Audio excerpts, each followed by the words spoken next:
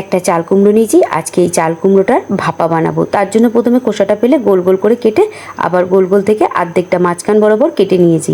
এখন পরিমাণ মতো জলে নুন হলুদ দিয়ে দেবো। দিয়ে আমি একে একে দিয়ে দেবো কেটে রাখা চাল কুমড়ো। দিয়ে 1 থেকে 1.5 মিনিট হালকা করে ভাবিয়ে নিয়েছি। এখন ঝুড়িতে ঢেলে দেবো। এখন একটা তাওয়া বসিয়ে তাওয়াতে আমি বেশ কিছুটা সরষের তেল গরম করে নেব। এদিকে শিলবাটাইতে পোস্ত, চালমগজ, কাঁচা লঙ্কা, সর্ষে একসাথে মিহি করে বেটে নিয়েছি। এখন বাটনাটা হয়ে গেছে, একটা কাশিতে তুলে নেব। তাতে দিয়ে দেবো নুন, হলুদ, সামান্য চিনি।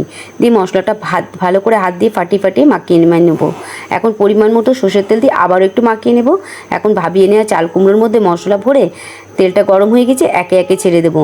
এইভাবে প্রথমে আমি একবার ভেজে নেব এপিট ওপিট করে, তবে খুব বেশি ভাজবো না, হালকা লালচে করে।